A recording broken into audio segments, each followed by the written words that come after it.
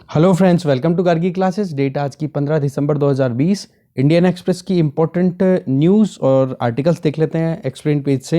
Editorial page का video already uploaded है, आप देख सकते हो जाकर के गार्गी क्लासेस की प्लेलिस्ट में या फिर वीडियो सेक्शन में।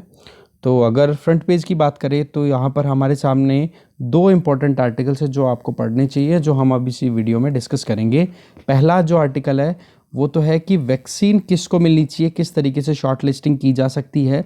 और उसमें अभी आप देख रहे हो डिस्ट्रिक्ट लेवल पे जो डेटा अवेलेबल है, ठीक है, 50 साल से कम उम्र के जो लोग जिनको रिस्क है कि कोविड-19 अगर हो जाएगा तो उनकी लाइफ उनको मतलब उनकी डेथ हो सकती है, वो वल्नरेबल है। कोमॉर्बिडिटी की वजह से हो, हाइपरटेंशन हो या फिर कोई डायबिटिक पेशेंट हो, 30 साल से ज़्यादा उम्र और 50 से कम। तो ये पूरी डिटेल देखेंगे किस तरीके से पूरा जो वैक्सीनेशन का प्रोग्राम है वो कंडक्ट किया जाएगा इंडिया में। ओके, ये वाला आर्टिकल है। इस आर्टिकल के बारे में थोड़ा सा हमने एडिटोरियल पेज में पहले भी डिस्कस किया था कि झारखंड में जो ट्राइबल स्कूल स्टूडेंट्स हैं उनको जो स्कॉलरशिप मिलती है उसमें बहुत बड़ा स्कैम पकड़ने में आया है। तो झारखंड के जो सीएम हैं हेमंत सोरेन, उन्होंने अभी अलाउ कर दिया है एंटी करप्शन ब्यूरो को कि इन्वेस्टिगेट किया जाए, प्रिलिमिनरी इंक्वायरी की जाए कि वाकई में ये जो प्री मैट्रिक स्कॉलरशिप दी जाती है इसमें कितना बड़ा घपला हुआ है। तो ये दो आर्टिकल्स तो हो गए फ्रंट पेज पे। इसके अलावा अगर हम देखें तो यहाँ पर ये जो साइड में आर्टिकल है इसको आप एक बार देख लेना, आप पढ़ लेना, इसको हम डिस्कस नहीं करेंगे। एक थोड़ा सा इन्फॉर्मेटिव आर्टिकल है कि सुप्रीम कोर्ट अभी इस बात को फिर से देख रहा है कि क्या इमरजेंसी जो लगी थी हमारे इंडिया में 45 साल पहले 1975 में, इंदिरा गांधी जब प्राइम मिनिस्टर थी, तो उसको रिव्यू करना चाहिए या नहीं। क्योंकि एक पिटीशन लगी हुई है सुप्रीम कोर्ट में और उसमें डिमांड ये की जा रही है कि इस एमरजेंसी को जो डिक्लेयर किया गया था तो इस प्रोक्लेमेशन को होली अनकॉन्स्टिट्यूशनल डिक्लेयर किया जाए सुप्रीम कोर्ट के द्वारा। क्योंकि इसमें जो केस स्टडी बताई गई है ना, वो है एक दंपति की, हस्बैंड वाइफ की, जिन्होंने बहुत इन्वेस्ट किया था अपने कैनॉट प्लेस पे, अपने खुद के बिजनेस भी डाले थे। बट जैसे ही इमरजेंसी डिक्लेयर की गई तो पुलिस ने बहुत ज़्यादा हारस किया था इनको, बहुत प्रॉब्लम का सामना करना पड़ा था। तो हस्बैंड की तो डेथ हो गई थी फिर बाद में 2000 में लगभग आते आते, और फिर जो वाइफ है वो अभी भी जिंदा है। तो वो चाहती हैं कि उनको कॉम्पनसेशन मिले या फिर जो इमरजेंसी का जो डिक्लेरेशन था उसको अनकॉन्स्टिट्यूशनल, होली अनकॉन्स्टिट्यूशनल की, बिल्कुल ही गलत बात थी। तो एक बार इसको रीड आप जरूर कर लेना सुप्रीम कोर्ट वाले को, ठीक है। तो फ्रंट पेज से दो आर्टिकल हो गए हमारे। फिर देखते हैं पेज नंबर 3 पे। अगर हम देखें दो पर तो वही उसका एक्सटेंशन आता है फ्रंट पेज का ही।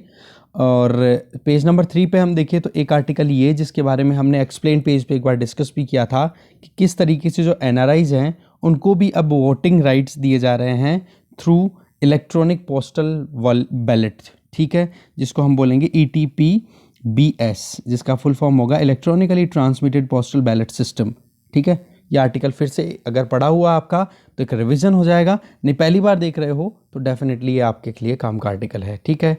और दूसरा, इसी पेज पे आप देखोगे जो नेशनल फैमिली हेल्थ सर्वे की जो फाइंडिंग्स आई हैं उसमें पॉपुलेशन को लेकर के क्या डेटा, क्या रिवील होता है उसके बारे में देखेंगे, जिसमें कॉन्ट्रासेप्शन के जो मॉडर्न मेथड्स हैं उनकी अडेप्टेबिलिटी भी देखेंगे, तो कितनी टोटल फर्टिलिटी रेट अचीव की जा चुकी है इंडिया में, ठीक है। तो दो आर्टिकल्स हो गए इस पेज से।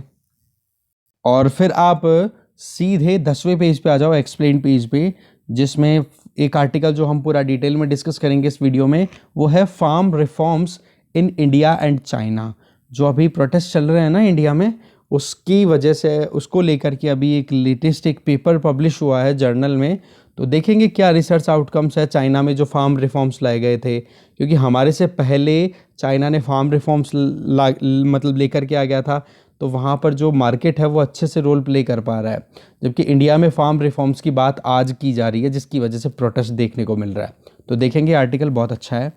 फिर बाकी ये वाला आर्टिकल है जिसमें ये बताया हुआ है कि क्यूबा में किस तरीके से अब सिविक मूवमेंट चल पड़ा है। इसमें आप देखोगे डेमोक्रेटिक एथोस की डिमांड की जा रही है, डेमोक्रेटिक इंस्टीट्यूशंस की डिमांड की जा रही है, क्योंकि क्यूबा जो है एक कम्युनिस्ट कंट्री, अथॉरिटेरियन रिजीम वहाँ पर है, चाइना की तरह आप कह सकते हो, ठीक है।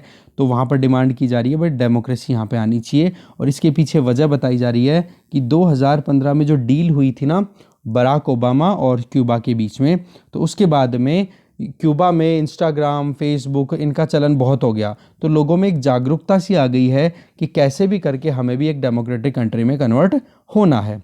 तो इस मूवमेंट को बोला जा रहा है सैन इसिद्रो मूवमेंट, MSI मूवमेंट। तो ये आप याद रखना कि MSI मूवमेंट रिसेंटली न्यूज़ में था। ये कौन से कंट्री से एसोसिएटेड है? तो इसका आंसर हो जाएगा क्यूबा। ठीक है, तो एक्सप्लेन पेज पे हम देखेंगे केवल ये वाला रिफॉर्म वाला आर्टिकल। बाकी आप देखें आगे इकोनॉमी पेज की अगर बात करें तो इसमें हम फर्स्ट आर्टिकल ये देखेंगे कि अभी रिसेंटली फाइनेंस मिनिस्टर की मीटिंग हुई इंडस्ट्रियलिस्ट्स के साथ में, तो डिसइन्वेस्टमेंट के बारे में बात हुई, फिस्कल डेफिसिट को कैसे कंट्रोल किया जाएगा वो बात हुई, और किस तरीके से इकोनॉमी में इंफ्रास्ट्रक्चरल पुश दिया जा सकता है उस बारे में बातचीत हुई। तो एक आर्टिकल तो ये हो गया। दूसरा आर्टिकल हम जो देखेंगे इसमें ये डेटा थोड़ा बहुत हो सकता है आपके कोई छोटी एग्ज़ाम की प्रिपरेशन कर रहे हो तो वहाँ पर ये डेटा काम आ सकता है कि होलसेल और रिटेल इन्फ्लेशन, मतलब WPI और CPI के अंदर डाइवर्जेंस देखने को मिल रहा है। एक बढ़ रहा है, होलसेल तो इन्फ्लेशन बढ़ रही है जबकि रिटेल इन्फ्लेशन है वो घट रही है। तो एक ये चीज़ देखेंगे यहाँ पे।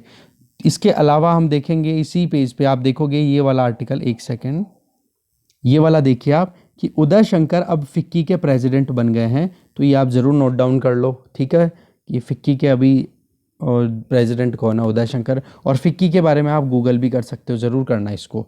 बाकी ये big tech turns it's lobbyist lose on Europe alarming regulator, कि यूरोपियन यूनियन या फिर यूरोपियन कंट्रीज़ अब लगातार लगाम लगाने पे लगे हुए हैं। ये जो टेक्निकल जाइंट कंपनीज़ है ना, जिसकी बात हम करो तो गूगल हो गया, अमेज़ोन हो गया, फेसबुक हो गया, एप्पल हो गया, माइक्रोसॉफ्ट हो गई, इन पे कहीं ना कहीं लगाम लगाने के लिए लगातार back to back stringent regulations लेकर के आ रहे हैं, कड़क कानून बनाए जा रहे हैं।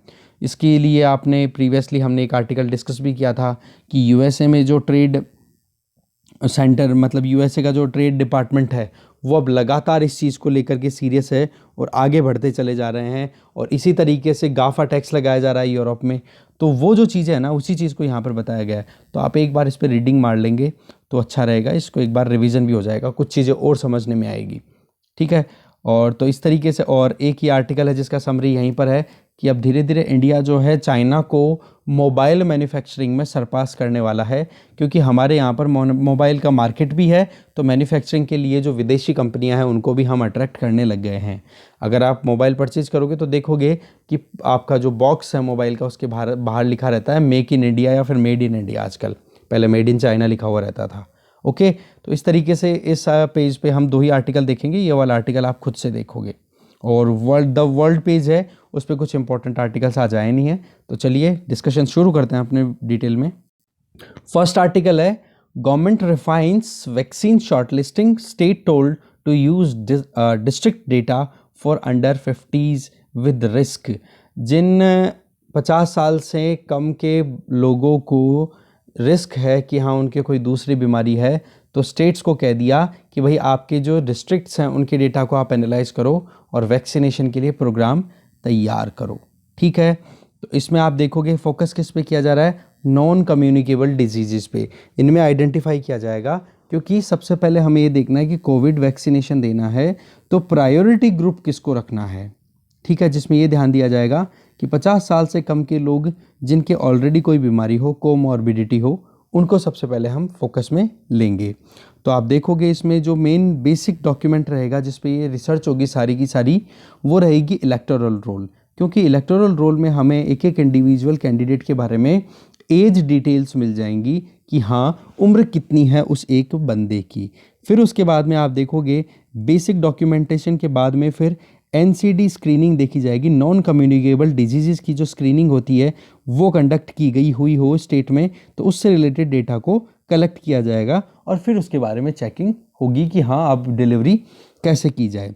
तो ओवरऑल आप देखोगे तो इन सभी प्रायोरिटी को ध्यान में रखते हुए 1 करोड़ तो हेल्थ वर्कर्स को वैक्सीनेशन मिलेगा, 2 करोड़ फ्रंट लाइन वर्कर्स जिनमें पुलिस और आर्म्ड फोर्सेस के पर्सनल्स हैं वो इंक्लूडेड होंगे, 27 करोड़ ऐसे लोग होंगे जिनकी उम्र 50 साल से ज़्यादा होगी, और आप देखोगे 50 साल से कम के भी लोग होंगे इन 27 करोड़ में से जिनको ऑलरेडी कोई बीमारी है, जैसे डायबिटीज़, हाइपरटेंशन या फिर कोई हार्ट से रिलेटेड कोई बीमारी चल रही हो उनको।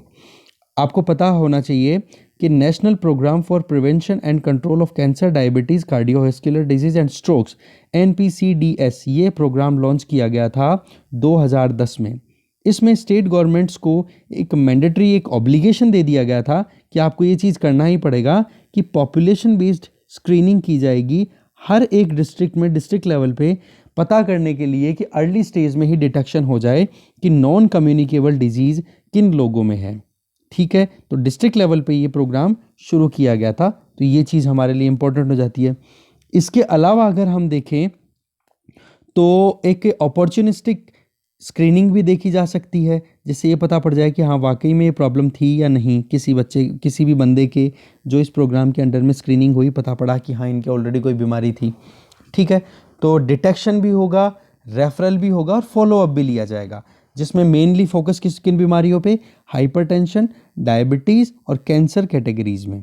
ठीक है, अभी तक आप देखोगे ऑफिशियल डेटा शो करता है कि लगभग 616 non communicable disease clinics establish किए जा चुके हैं टोटल, आप देखोगे। ठीक है, डिस्ट्रिक्ट लेवल पे, जिनमें से 3827, तो आप देखोगे 616 NCD क्लिनिक्स हैं, 3827 कम्युनिटी हेल्थ सर्विस जो CHCs होती हैं उनको भी एक्टिवेट किया गया इस प्रोग्राम में, और 175 कार्डिक केयर यूनिट्स के तौर पे डिप्लॉय किया गया है। और आप देखोगे इसमें 214 डे केयर सेंटर्स भी कीमोथेरेपी के लिए इस्टेब्लिश किए गए हैं। तो कहने का मतलब नॉन कम्युनिकेबल डिजीजेस को ट्रैक किया जाएगा। इसके अलावा आयुष्मान भारत इनिशिएटिव जो गवर्नमेंट ने स्टार्ट किया है, उसमें भी आप देखोगे तो कम्युनिटी बेस्ड असेसमेंट चेकलिस्ट बनाई जाएगी, जिसमें आप देखोगे हर एक इंडिविजुअल जो कि 30 साल से ज़्यादा की उम्र का है, जो कि सेंसिटिव है इन मॉर्बिडिटीज़ को लेके, और आप देख सकते हो कि इन जो नॉन कम्युनिकेबल डिजीज़ेज़ हैं उनसे कहीं ना कहीं थ्रेट है, तो उनके लिए कहीं ना कहीं आप देखोगे एक ट्रैकिंग सिस्टम पूरा बनाया जाएगा और उनका फॉलोअप भी प्रॉपर टाइम पे लिया जाएगा। इसी तरीके से हेल्थ एंड वेलनेस सेंटर्स हैं वो भी इस्टेब्लिश किए जाएंगे।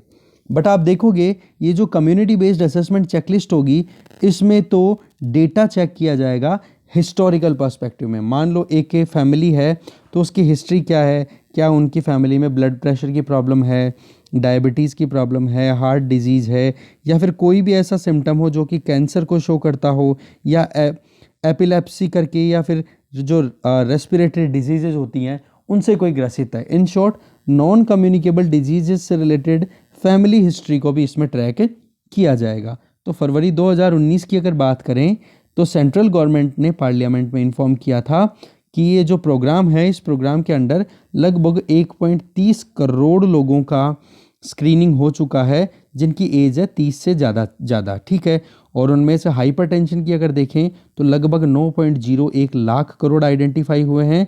तो वहीं पर आप दूसरी नए केसेस जो हैं वो आइडेंटिफाई हुए हैं लगभग 22.69 लाख। तो आप देखोगे 9 लाख आइडेंटिफाई किए गए हैं नए केसेस की तरीके से। ठीक है, और जबकि ट्रीटमेंट ले रहे हैं कितने जने, 22.69। तो हाइपरटेंशन भी अपने आप में इंपॉर्टेंट। इसी तरीके से और भी डेटा रिलीज़ किया गया कि किस तरीके डायबिटीज़ का जो केस है वो 30 से ज़्यादा की उम्र में के लोगों के बीच में कितना % है या कितने लोग हैं, ओरल कैंसर के कितने लोगों के हैं, ब्रेस्ट कैंसर, सर्वाइकल कैंसर, इस तरीके से ये सारी स्क्रीनिंग की गई है। ठीक है, जिससे कि आप प्रॉपर वे में वैक्सीनेशन प्रोवाइड किया जा सके और इस डेटा का भी यूज़ किया जाएगा। नेक्स्ट आर्टिकल है, झारखंड CM ने अभी ग्रांट अप्रूवल दे दिया है कि वाकई में प्रोबिंग होनी चाहिए, चेकिंग होनी चाहिए कि वाकई में ये जो इंडियन एक्सप्रेस ने जो इन्वेस्टिगेशन किया या पता पड़ा कि एक जो स्टेट वाइड एक करप्शन का पूरा स्कैम निकल के आया है, जिसमें जो बच्चे हैं ट्राइबल कम्युनिटी के, उनको जो स्कॉलरशिप मिलनी चाहिए थी वो उनको नहीं मिल पाई। ठीक है, और इस स्कैम को बोला क्या जा रहा है, प्री मैट्रिक स्कॉलरशिप स्कैम। तो anti corruption bureau of Jharkhand, तो वो अभी इसके बारे में इन्वेस्टिगेट करेंगे, जिसमें pre matric, post matric, pre cum means scholarship scheme, उन सब को कहीं ना कहीं इसमें सबमिट किया जाएगा। इसके बारे में पूरी रिसर्च और इन्वेस्टिगेशन की जाएगी। ठीक है, तो मेनली आप इसमें देख लेते हैं हुआ क्या है पूरे स्कैम को। ये जो पूरा स्कैम है ये स्कीम के अंडर आता है, नेशनल स्कॉलरशिप पोर्टल के अंडर में। इसमें क्या है, जो बेनिफिशियरी स्टूडेंट्स होते हैं उनके डेटा को कलेक्ट कर लिया जाता है, और डेटा कलेक्ट करने के बाद में उन लोगों को पता भी नहीं होता, स्टूडेंट्स को और उनके गार्जियंस को, कि उनके नाम से कोई अकाउंट खुल गया। क्योंकि जो करप्शन किया गया है, जो बिचौलिए हैं, जो बीच में पर्सनल्स हैं, चाहे वो डेटा क्रिएट करने वाला जो सेंटर पे बैठने वाला है, कंप्यूटर को जो चलाने वाला वो बंदा हो, या फिर जो बिचौलिया जो कि जा कर के फिर फैमिली से इनसे कांटेक्ट करता है वो हो, तो इनका एक पूरा कार्टेल निकल के आया है। तो इन लोगों ने क्या किया, डॉक्यूमेंट ले लिए फैमिली से, पोर्टल बना लिया, पोर्टल में अपना अकाउंट बना लिया, उस अकाउंट में गवर्नमेंट ने पैसे सेंड कर दिए और उस अकाउंट से पैसे खुद निकलवा लेते हैं और उसमें से कुछ टोकन मनी निकाल करके फैमिली को देते हैं, ज़्यादा हिस्सा खुद ले लेते हैं और बांट लेते हैं। तो इसमें करोड़ों का घपला निकल के आया है। और आप देखोगे इसकी जो तार है, ये कोई झारखंड में ही नहीं है, इसकी तार बिहार, पंजाब और असम तक भी फैली हुई है। तो अब ये इन्वेस्टिगेशन ही बताएगी कि कहाँ तक ये पूरा मामला पहुंचा हुआ है। ये स्कैम अपने आप में बहुत बड़ा, देखना एक निकल के आएगा, गजब की चीज़ निकल के आएगी। तो लगभग आप देख सकते हो कितना 61 करोड़ रुपए का हो रहा है इसमें, 1 लाख रुपए तक का एक एक बंदे को, इंडिविजुअल्स को मिल रहा है। तो वो देखने वाली बात यह है कि किस तरीके से पूरा क्या होता है। इसमें जो स्कीम है, इसमें बच्चों को, जो स्टूडेंट हैं क्लास 1 से 5 तक के, उनको तो 1,000 रुपये 1 साल के मिलते हैं। 6ठी से 10वीं के जो बच्चे होते हैं, अगर वो हॉस्टल में रह रहे हैं तो 10,700 रुपये मिलते हैं साल के, और अगर वो डे स्कॉलर ही हैं तो 5700 रुपये उनको साल के मिल जाते हैं। तो आपको स्कैम तो समझ में आ गया होगा, बाकी एक बार आप इस पर रीडिंग ज़रूर मार देना। स्कीम के अंडर में ये जो डेटा है, ये इस तरीके से बताया हुआ है कि ministry of tribal affair, ministry of minority affair जो है वो 61 करोड़ रुपए झारखंड सरकार को दे चुकी है। तो अब देखने वाली बात यह है कितना क्या बड़ा स्कैम है, वो देखने वाली बात आएगी। फिर नेक्स्ट आर्टिकल है कि non Gulf NRIs likely to be first to get postal voting rights. जो अभी पोस्टल वोटिंग राइट्स की बात की थी हमने, जो ई पोस्टल बैलेट से एनआरआईज को देने की, तो उसमें जो गल्फ़ कंट्रीज़ में जो अभी रह रहे हैं उनको एक बार होल्ड पे रखा जाएगा, क्योंकि गल्फ़ कंट्रीज़ सारे क्या डेमोक्रेटिक कंट्रीज़ नहीं है ना। तो डेमोक्रेसीज़ में तो क्या इलेक्शन का प्रोविज़न है, तो वहाँ तो इतनी प्रॉब्लम आएगी नहीं, क्योंकि वहाँ तो अलाउ करेंगी, हाँ जी आप वोट दो, कोई प्रॉब्लम नहीं है। बट पता प्रॉब्लम कहाँ पड़ेगी, जहाँ जो नॉन डेमोक्रेटिक कंट्रीज़ है, जैसे गल्फ़ कंट्रीज़ हो गए, नॉर्थ कोरिया, चाइना, यहाँ पर, तो वहाँ पर सरकारों से थोड़ा नेगोशिएशन करने में टाइम लग रहा है, बाकी हो जाएगा फाइनली। तो इसके बारे में थोड़ा सा आपको ब्रीफिंग हो जाए तो अच्छा रहेगा। देखो, इलेक्शन कमीशन ऑफ इंडिया ने पोस्टल वोटिंग राइट्स एनआरआईज को देने के लिए बहुत कोशिश की है, और अभी शुरुआत होगी तो US, Canada, New Zealand, Japan, Australia, Germany, France and south Africa, ये सारे के सारे डेमोक्रेटिक कंट्रीज़ हैं। तो इलेक्शन कमीशन ऑफ इंडिया और मिनिस्ट्री ऑफ एक्सटर्नल अफेयर दोनों ने बातचीत कर ली है, और फाइनली एक चीज़ हो चुकी है फाइनल, कि जहाँ पर भी मिशंस हैं अब्रॉड में इंडिया के, वहाँ पर मैन पावर की जो ज़रूरत होगी वो election commission of India arrange करेगा। क्योंकि हमने एक्सप्लेन पेज पे देखा था, प्रॉब्लम क्या है कि वहाँ पर अगर हमारी एम्बेसी या फिर जो भी मिशन वहाँ पर डिप्लॉय हमने कर रखे हैं, तो उनको अगर वर्कलोड एक्स्ट्रा दे देंगे इलेक्शन कराने का, तो फिर वो अपनी जो डेली रूटीन का जो काम हो वो नहीं कर पाएंगे। तो एक तो ये काम हो जाएगा कि जो एक्स्ट्रा एडिशनल मैन पावर की ज़रूरत है वो इलेक्शन कमीशन अरेंज करेगा। इसके अलावा आप देखोगे पायलट बेसिस पे इन कंट्रीज़ में ध्यान दिया जाएगा जिनके बारे में हमने देखा डेमोक्रेटिक, और गल्फ़ कंट्रीज़ को एक बार होल्ड पे रखा जाएगा, क्योंकि अभी तक उनसे परमिशन लेनी थोड़ी बाकी है।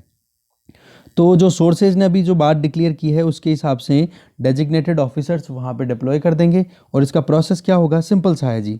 यहाँ पे आप देखो आरओ, जैसे आप रहते हो बाहर, कोई बंदा है ए बाहर रहता है, तो वो अपनी कॉन्स्टिट्यूएंसी में जो रिटर्निंग ऑफिसर है उससे कांटेक्ट करेगा, और वो भी कब, मान लो आज नोटिफिकेशन डिक्लेयर हो गया कि कौन कौन बंदे इलेक्शन के लिए खड़े हो रहे हैं, ठीक है, तो उसके 5 दिन के अंदर अंदर वो बंदा जो है वो आरओ से अप्रोच करेगा कि भाई मैं वोट देना चाहता हूँ, आप मुझे इलेक्ट्रॉनिकली बैलेट पेपर भेज दो। तो फिर वो मेल कर देंगे या फिर किसी भी तरीके से इलेक्ट्रॉनिकली बैलेट पेपर उस ए को भेज दिया जाएगा।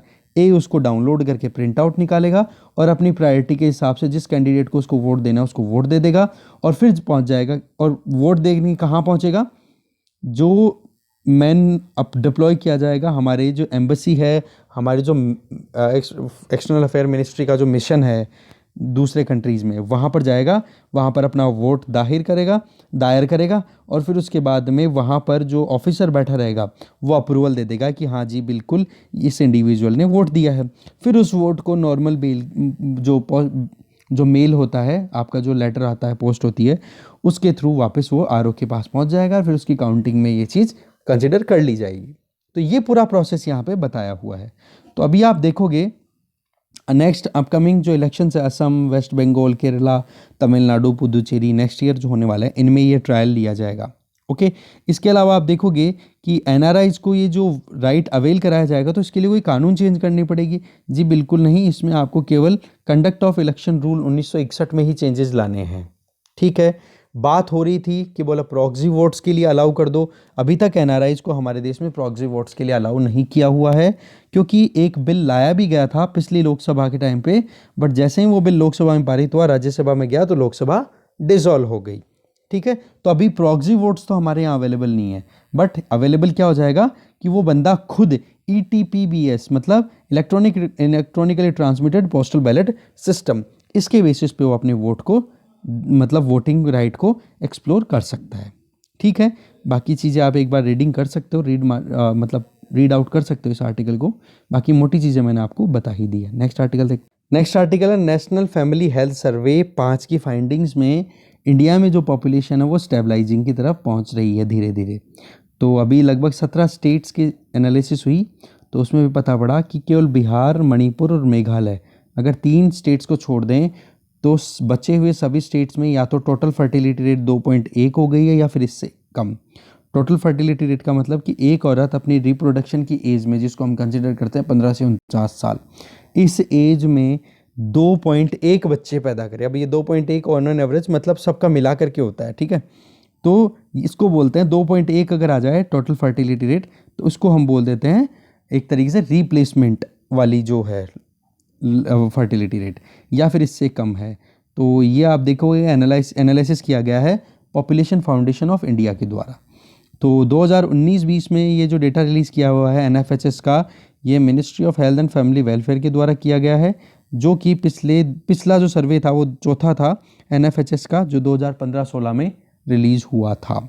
तो यहाँ पर अगर हम देखें, अटेंशन अगर दें कुछ और मेरिट्स पे, तो एक रोबस्ट डेटा मिलता है इस पूरे सर्वे से हमारे यहाँ पर कि क्या फैमिली वेलफेयर है, कहाँ पर एनर्जी या कौन कौन से इमर्जिंग इश्यूज़ हैं जहाँ पर ज़्यादा फोकस किया जा रहा है। 17 स्टेट जिनका डेटा अभी रिलीज़ हुआ है, उनमें एक चीज़ बड़ी अच्छी मिली है कि जो फैमिली प्लानिंग के लिए जो कॉन्ट्रासेप्शन है उसको ज़्यादा एक्सेप्ट किया गया है। इवन जो औरतें अपनी फैमिली प्लानिंग के दौरान बच्चे को कंसीव करने में डिले करना चाहती हैं या प्रेगनेंसी को रोकना चाहती हैं, तो पहले तो क्या थे कि जो मॉडर्न मेथड्स अवेलेबल है, क्लिनिकल मेथड्स अवेलेबल है, उनको तो यूज़ कम करती थी, बट इस रिसर्च में पता पड़ा है, इससे डेटा से पता पड़ रहा है कि केवल मेघालय, आंध्र प्रदेश और मणिपुर, इनको छोड़ दें तो बाकी सारे स्टेट्स में एक तरीके से आप कह सकते हो कि एक इंफॉर्मेटिव तरीके से और मॉडर्न जो मेथड्स हैं कॉन्ट्रासेप्शन के, उनको अडॉप्ट करने की आदत ज़्यादा देखने को मिली है, जो कि एक अच्छी बात है। ठीक है, और साथ में हमें ये भी देखना है कि जो हेल्थ सेक्टर है, पब्लिक हेल्थ, उस पर रिसोर्सेज अलोकेट करने की ज़रूरत भी रहती है, तो साथ में ध्यान भी धीरे धीरे अब ज़्यादा दिया जा रहा है, क्योंकि हेल्थ अगर अच्छी रहती है ना, तो देखो फिर बाद में लॉन्ग टर्म में भी हमें आउटकम अच्छा मिलता है। हेल्थ और एजुकेशन दो हमारे बेसिक सोशल सेगमेंट है जहाँ पर ज़्यादा इन्वेस्टमेंट करना ही चाहिए। ठीक है, नेक्स्ट देखते हैं। नेक्स्ट आर्टिकल है farm reforms in India China. ठीक है, अभी दिल्ली में प्रोटेस्ट लगातार चलता जा रहा है, पंजाब हरियाणा के किसान मेनली कर रहे हैं। तो आप देखोगे ज़्यादातर जो बेनिफिट मिला है ना अभी तक, जितनी भी गवर्नमेंट ने पॉलिसीज़ डिक्लेयर की हैं फार्मिंग से रिलेटेड, तो उसका ज़्यादातर फ़ायदा हरियाणा और पंजाब के किसानों को ही मिला है, और वो ही आज रोड पर उतरे हुए हैं, जबकि रिफॉर्म्स जो हैं वो लॉन्ग टर्म में उन्हें ही ज़्यादा फ़ायदा देने वाले हैं। तो यहाँ पर अगर हम चाइना की जो रिफॉर्म प्रोसेस रही है वो, और दूसरी तरफ इंडिया में जो रिफॉर्म प्रोसेस लाए जा रहे हैं वो, दोनों में अगर कंपेयर करें तो एक कंट्रास्ट देखने को मिलता है। कारण कि चाइना ने पहले फोकस किया एग्रीकल्चर पे और फिर बाद में इंडस्ट्री पे ध्यान दिया, चाहे वो मैन्युफैक्चरिंग हो चाहे सर्विस सेक्टर हो। जबकि इंडिया में जब हमारे रिफॉर्म्स शुरू हुए थे तो सबसे पहले हमने इंडस्ट्री और सर्विस सेक्टर को तो ओपन अप कर दिया, बट एग्रीकल्चर अभी भी हमारा कहीं ना कहीं कॉम्पिटिटिव नहीं है अगर इंटरनेशनली देखें तो आपको ये तो पता है कि हमारे फार्मर्स प्रोटेस्ट क्यों कर रहे हैं। इसकी 2 वजह हैं। एक तो देखो कि MSP कि कैसे भी करके जो फार्मर्स हैं वो ये चाहते हैं कि मार्केट फोर्स अगर आ जाएगी तो वो कहीं ना कहीं इन फार्मर्स को सीधा का सीधा कॉरपोरेट्स के सामने ओपन कर देगी, तो कॉरपोरेट्स इनका फ़ायदा उठा जाएंगे। तो एक तो इनका ये कंसर्न है। दूसरा ये कि ये जो लेजिस्लेशन लाया गया है, इसमें कहीं ना कहीं गवर्नमेंट ने डिबेट नहीं की, डिस्कशन नहीं की, ओपन अप जो डेमोक्रेटिक तरीका होता है, प्रोसेस है, वो फॉलो नहीं किया। तो एक तो आप देख सकते हो इकोनॉमिक पर्सपेक्टिव में एक डीप सीटेड मिसट्रस्ट देखने को मिल रहा है कि हमारी इकोनॉमी प्रॉपर्ली फंक्शन नहीं कर पाएगी अगर मार्केट को हमने ओपन कर दिया एग्रीकल्चर सेक्टर में। दूसरी तरफ अब अगर आप देखोगे तो गवर्नमेंट की फंक्शनिंग पे सवाल उठाया जा रहा है। तो ये दोनों सस्पिशियस जो है ना, ये कहीं ना कहीं हमें फोकस करने की ज़रूरत है। इसी वजह से कहीं ना कहीं करंट डेडलॉक कंटिन्यू चलता जा रहा है। फिर बात आ जाती है कि क्या थिंग्स थोड़ी सी डिफरेंट हो सकती। तो अभी एक वीकली पेपर 2008 में एक पब्लिश हुआ था जिसमें टाइटल था the dragon and the elephant. जिसमें टाइटल क्या था उस पेपर का, 2008 का पेपर है ये, ठीक है, कि हम सीख सकते हैं कि कैसे रूरल और एग्रीकल्चरल रिफॉर्म चाइना ने इंट्रोड्यूस किए और उनसे हम इंडिया में भी कहीं काम कर सकते हैं। ये पब्लिश किया था शेंगेन फैन और अशोक गुलाटी का। अशोक गुलाटी जी के इंडियन एक्सप्रेस में बहुत सारे आर्टिकल्स भी आते रहते हैं, तभी वो इन फार्म बिल्स को भी कहीं ना कहीं एक्चुअल में सपोर्ट भी कर रहे हैं। और ये भी कहते हैं कि इसके लिए नेगोशिएशन, बातचीत होनी चाहिए, बट इसका मतलब ये नहीं कि रिफॉर्म बिल्कुल ही रिपील कर लिए जाए। तो इस पेपर में क्या कहा गया था कि माना कि दोनों की ग्रोथ ट्रेजेक्ट्री, चाइना और इंडिया की, दोनों की डिफरेंट रही है, ठीक है। चाइना ने रिफॉर्म एग्रीकल्चर सेक्टर और रूरल एरिया से किए, तो इंडिया ने सबसे पहले शुरुआत कर दी मैन्युफैक्चरिंग से। और इसी वजह से कहीं ना कहीं आज हमें एग्रीकल्चर सेक्टर को ओपन अप करने में भी प्रॉब्लम आती है। और चाइना में जो पुअर्टी को जो रिडक्शन है, वो पुअर्टी रिडक्शन रेट इंडिया से ज़्यादा स्पीड से हो पाई, ठीक है। फिर बात आती है कि ये जो रिफॉर्म्स थे तो फार्म सेक्टर में लाए गए, तो उससे चाइना को क्या हेल्प मिली। तो इसका मैंने आपको बातों बातों में बता ही दिया कि देखो वहाँ पर दोनों के दोनों देखो एग्रेरियन स्टेट्स रहे हुए हैं शुरू से। तो चाइना में एग्रीकल्चरल रिफॉर्म जब लाए गए ना, तो उसमें सबसे इम्पोर्टेंट चीज़ उनको बेनिफिट क्या हुआ कि जो एग्रीकल्चर में ऑक्यूपाइड पॉपुलेशन थी, जैसे कि उनकी पॉपुलेशन का 33% लगभग 1978 में बिलो पुअर्टी रहता था, तो 2001 आते केवल 3% हो गई। और पहले इन्होंने एग्रीकल्चर ओपन किया, एग्रीकल्चर ओपन करने के अंदर फिर उसके बाद में जैसे ही मार्केट का जो पूरा काम था, उसका असर गाँवों की इकोनॉमी में भी देखने को मिला। क्योंकि हमने प्रीवियस एडिटोरियल में भी देखा था कि रूरल नॉन फार्म सेक्टर को भी ओपन अप करें, मतलब गाँव में रोजगार केवल खेती ही ना हो, खेती के अलावा भी दूसरे जो प्रोजेक्ट्स हैं वो भी लगाया जाए, जिससे कि गांव के लोग अगर उसमें ऑक्यूपाई कर लेंगे, वहीं पे जॉब करना शुरू कर देंगे, तो उससे ज़्यादा फ़ायदा होगा, जिससे कि पहले गांव में डेवलपमेंट आए और फिर उसके बाद में उसका प्रेशर बने सिटीज़ में, और फिर सिटीज़ अपने आप को अपग्रेड करें। तो ये तो प्रोसेस हुआ कहाँ का, चीन का। जबकि इंडिया में क्या हुआ, उल्टा, पहले अर्बनाइजेशन पे ध्यान दिया गया, रूरल इकोनॉमी पे अब ध्यान दिया जा रहा है, जिसमें आप देखते हो नरेगा में जॉब देने की नौबत आ रही है, ठीक है। इसके अलावा जो रैपिड डेवलपमेंट हुआ चाइना में आरएनएफ सेक्टर का, तो उसकी वजह से गवर्नमेंट ने भी लगातार एक स्कोप अपने आप ओपन कर दिया, मार्केट इकोनॉमी को अपने आप ही प्रमोट होने दिया। और इससे आप देखोगे कि चाइना में जो स्टेट ओन्ड एंटरप्राइजेस थी, जहाँ पर जो गवर्नमेंट की ऑनरशिप थी, वो कहीं ना कहीं कम कॉम्पिटिटिव दिखाई देने लगी एज कम्पेयर टू रूरल जो एरिया में जो नॉन फार्म एंटरप्राइजेस थे उनके कंपैरिजन में। तो आप देखोगे एससीओज जो हैं वो मैक्रो इकोनॉमिक रिफॉर्म की वजह से कहीं ना कहीं आप देख सकते हो इकोनॉमी और रिफॉर्म हो गई, और एससीओज ने थोड़ा थोड़ा विड्रॉ करना शुरू कर दिया। तो गवर्नमेंट पे जो रिलायंस थी ना, वो अपने आप कम हो गई। और ये डेटा हमने अभी देखा ही कि किस तरीके से वहाँ पर पुअर्टी रिड्यूस हो गई। कंट्रास्ट देखने को कहाँ मिलता है पुअर्टी रिडक्शन की अगर बात करें, तो देखो 1960 से लेकर के 1980 वाले दशकों में इंडिया में भी पुअर्टी रिडक्शन देखा गया, बट उसकी वजह क्या थी, यहाँ पर तो क्या थे, रिफॉर्म लाए गए थे वो, और हमारे यहाँ पर क्या था, strong policy support, for example MSP, समझ गए। तो हमारे तो क्या बैसाखी पे चलता हुआ था हमारी पुअर्टी रिडक्शन, तो जैसे ही वो बैसाखी हटाई फिर से बच्चा गिर गया, समझ गए। और वहाँ पर क्या था, बच्चे को चलना सिखाया, तो वो वाली बात है। और इंडिया अभी भी हम देखें, जैसे फूड प्रोक्योरमेंट की देखें, डिस्ट्रीब्यूशन की बात करें, तो अभी भी कहीं ना कहीं हम लगातार गरीबी को हटाने के लिए गवर्नमेंट जो है वो इंटरवीन करती रहती है, बट रियलिटी में हमें रिफॉर्म्स लाने की ज़रूरत थी, वो अभी तक हम ला नहीं पाए हैं। फिर बात आ जाती है कि क्या की डिफरेंस है दोनों स्ट्रेटजीज़ में।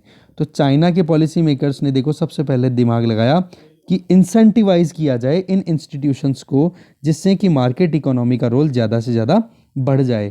और मिड 80s आते आते आप देखोगे उन्होंने पहले तो इंसेंटिवाइज किया और फिर उसके बाद में मार्केट इकोनॉमी धीरे धीरे शुरू कर दी, मतलब इकोनॉमी को ओपन अप कर दिया। तो फिर वो वर्ल्ड लेवल पे compete करने लग गए और इससे क्या हो गया, सेंट्रल प्लानिंग उन्होंने विड्रॉ करनी शुरू कर दी। अब फिर से बता रहा हूँ मैं, चाइना में क्या हुआ, पहले इंसेंटिवाइज कर दिया, फिर उसके बाद में मार्केट को ओपन अप कर दिया और फिर स्टेट मतलब गवर्नमेंट का जो रोल था उसको उन्होंने विड्रॉ करना शुरू कर दिया। तो अपने आप ही वही बात है, फिर धीरे धीरे खड़ा हो गया स्टेट कंट्री पूरा का पूरा।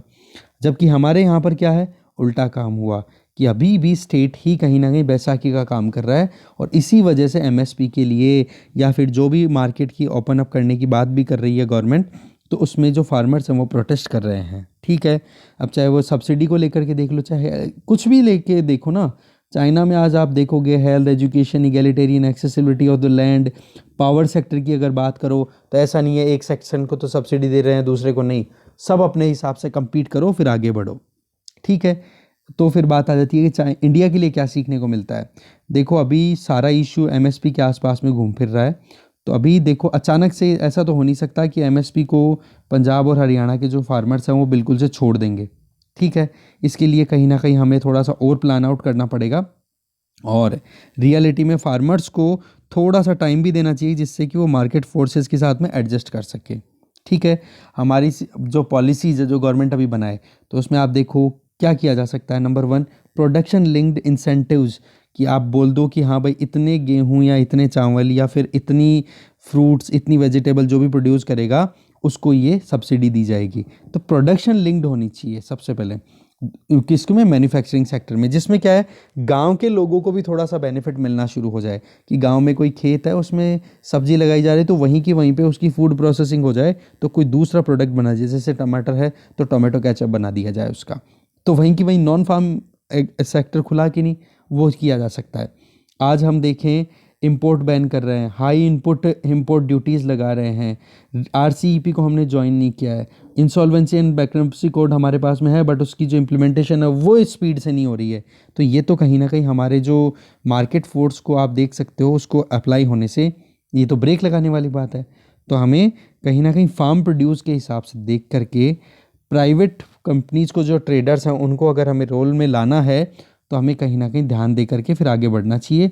जो इंस्टीट्यूशंस हैं उनको इंसेंटिवाइज करने की ज़रूरत है, जिसमें फार्मर्स की जो एक्सेसिबिलिटी है, मान लो लोन के लिए ही आड़तियों पे वो डिपेंडेंट है, तो क्यों ना फिर लोन उनको बैंकों से अवेलेबल कराया जाए, जिससे कि वो आड़तियों का जो सर्किल है या आड़तियों का जो पूरा कार्टल है उसको बाईपास किया जा सके। तो सस्टेनेबल सॉल्यूशन के लिए हमें इन सस्पिशन, जो हमारे जो शुरुआत के 2 डाउट थे ना, कौन सा डाउट, फर्स्ट तो इकोनॉमिक, जिसको हम ये पॉलिटिकल इकोनॉमिक डाउट है ना कि केवल इकोनॉमिक डाउट, और दूसरा जो गवर्नमेंट में डिस्ट्रस्ट है फार्मर्स को लेकर के, तो वो चीज़ें कहीं ना कहीं सॉर्ट आउट होनी चाहिए। ठीक है, नेक्स्ट आर्टिकल है इकोनॉमी पेज से, उसमें आप देख सकते हो डिवेस्टमेंट मतलब डिसइन्वेस्टमेंट और फिस्कल डेफिसिट, इंफ्रास्ट्रक्चर पुश, इसमें बातचीत की गई। अभी जो मीटिंग हुई जिसमें हमारे फाइनेंस मिनिस्टर और दूसरी तरफ जो इंडस्ट्रियलिस्ट थे उनके साथ में, तो growth oriented budget to boost economic activity recovering from effect of Covid, ये थीम रही इस मीटिंग की। इसमें कहा गया कि जो पब्लिक सेक्टर बैंक्स हैं उनमें एग्रेसिवली डिसइन्वेस्टमेंट किया जाए, गवर्नमेंट का खुद का पार्टिसिपेशन कम किया जाए, छोड़ करके 3-4 जो बड़े लार्ज बैंक्स हैं जैसे कि state bank of India, bank of Baroda, union bank, इनमें तो जो स्टेट मतलब गवर्नमेंट जो है अपने स्टेक होल्डर को 50 के स्टेक्स को 50 से नीचे लाए नहीं, बाकियों में डिसइन्वेस्टमेंट को स्पीड से करें। इसके अलावा 3 साल का एक पूरा आप हम कह सकते हैं कि सीआईआई ने प्रोग्राम फाइनल आउट किया है कि कैसे फिस्कल डेफिसिट को मैनेज किया जा सकता है। साथ में ये भी डिमांड की गई है कि टैक्स लिटिगेशन को भी रिड्यूस करने की ज़रूरत है। जो एक स्कीम चलाई थी गवर्नमेंट ने, विवाद से विश्वास टैक्स डिस्प्यूट रेजोल्यूशन स्कीम को, तो बोला उसको 31 दिसंबर 2021 तक आप कंटिन्यू रखो, जिससे कि टैक्स लिटिगेशन या फिर जो भी फाइनेंशियल कंस्टेंट इंडस्ट्रीज़ को देखने को पड़ रहे हैं वो देखने ना पड़े। इसके अलावा बजट में ये फोकस होना चाहिए, क्योंकि 1 फरवरी को बजट आएगा, तो फोकस ये होना चाहिए कि ग्रोथ कैसे हो, इसके साथ में फिस्कल मैनेजमेंट कैसे हो सके, आने वाले 3 सालों तक का पूरा प्रोग्राम उसमें होना चाहिए। तो उसके लिए पहले तो एग्रेसिव तरीका बता ही दिया, और इसके अलावा अभी आप देखोगे CII के जो हेड हैं वो कौन है, प्रेसिडेंट उदय कोटक, ठीक है। तो उन्होंने बोला कि बजट में प्रपोजल होना चाहिए कैसे भी करके प्राइवेट सेक्टर को एक बूस्ट मिले, वहाँ से इन्वेस्टमेंट खींचने की ज़रूरत है। इसके अलावा पब्लिक सेक्टर बैंक्स की हमने बात कर ही ली है। इंडस्ट्रियल चैम्बर्स CII या फिक्की की बात करें तो उन्होंने ये बोला कि हेल्थ इंफ्रास्ट्रक्चर पे हमें ज़्यादा पैसे खर्च करने की ज़रूरत है, तभी एक सस्टेनेबल ग्रोथ ट्रेजेक्ट्री हम इंश्योर कर सकते हैं। इसके अलावा हम देखें यूनियन बजट 2021-22 जो आएगा उसमें ये भी क्लियरिटी होनी चाहिए कि क्या फिस्कल पोजीशन रहेगी, ठीक है। क्योंकि अप्रैल जून के टाइम पे जो क्वार्टर में फर्स्ट क्वार्टर में जो हमारे यहाँ पर ग्रोथ में डिक्लाइन देखा गया तो डिक्लेयर कर दिया भाई हम टेक्निकल रिसेशन में एंटर हो गए। वो बात अलग है कि आज हमने जो आर्टिकल डिस्कस किया था सुबह, ठीक है, जहांगीर करके राइटर थे उनका, तो पूरी डिटेल बताई थी एडिटोरियल पेज में कि हम टेक्निकल रिसेशन में एक्चुअल में नहीं हैं, क्योंकि technical recession quarter to quarter compare की जाती है। इंटरनेशनल प्रैक्टिसेस की अगर बात करें, हम क्या ईयर टू ईयर पिछले साल के डेटा से आज के साल के कंपेयर करते हैं, जबकि रियल में होना क्या चाहिए इंटरनेशनल प्रैक्टिसेस के हिसाब से कि पिछले क्वार्टर में अगर आपके कॉन्ट्रैक्शन था 23% का या 24% का माइनस में, तो अभी आपका 7.5 हो गया, तो आप टेक्निकल रिसेशन में नहीं हो। साथ में ये भी बताया गया कि डेवलपमेंट फाइनेंस इंस्टीट्यूशंस के थ्रू इन्वेस्टमेंट को एनकरेज करने की ज़रूरत है। तो दूसरा जैसे जर्मनी हो गया, जर्मनी का KfW हो गया, ठीक है, सेंट्रल बैंक का वहाँ का, ब्राज़ील का बैंक हो गया डेवलपमेंट, कोरिया डेवलपमेंट बैंक है, इनके द्वारा भी हम नाबार्ड में पैसा ला सकते हैं जिससे कि एग्रीकल्चर सेक्टर को फ़ायदा हो। सिडबी में फाइनेंस को ला करके MSMEs को फ़ायदा पहुंचाया जा सकता है। ऐसे ही IIFCL में पैसा ला करके फाइनेंशियल जो इंफ्रास्ट्रक्चर है उसमें काम कराया जा सकता है। नरेगा में पैसा हमने देखा है कि ऑलरेडी दिया जा चुका है बहुत सारा, तो अभी कहीं ना कहीं जो हाउसिंग पे इंटरेस्ट रेट है उसको भी कम करने की बात कही है। तो कहने का मतलब वही चीज़ है कि आप अगर सजेस्टिव वे में लिखो तो उस चीज़ों में सजेशन में ये चीज़ काम आ सकता है फॉर्डर मटेरियल के तौर पे, ठीक है। तो इस आर्टिकल में मेन चीज़ यही थी। इसके अलावा होलसेल प्राइस इंडेक्स और CPI या फिर हम कहें रिटेल प्राइस इन्फ्लेशन, दोनों में डाइवर्जेंस देखने को मिला है, क्योंकि आप देखोगे पिछले 9 महीनों में होलसेल प्राइस इंडेक्स तो अब बढ़ कर के 1.55% हो गया है, जबकि रिटेल इन्फ्लेशन जो है वो 6.93 तक पहुंच गया। हाँ, CPI जो है उसकी इंडेक्स आप देख सकते हो 7.61, ठीक है। होलसेल प्राइस का मतलब आप जानते ही हो कि हाँ, इकट्ठा कोई एक जना बंदा कि सीधा का सीधा मार्केट में ना जा कर के एक बल्क में आप कोई चीज़ उठाते हो तो वहाँ पर कितनी प्राइस चल रही है। दूसरा रिटेल कि हाँ, मार्केट में जो रिटेलर होता है, जो खुदरा विक्रेता होता है, वो किस तरीके से बेच रहा है, तो उस डेटा को यहाँ पे बताया गया है। तो आप इसमें एक बार रीडिंग देख सकते हो, मोटी चीज़ जो आपके काम की हो।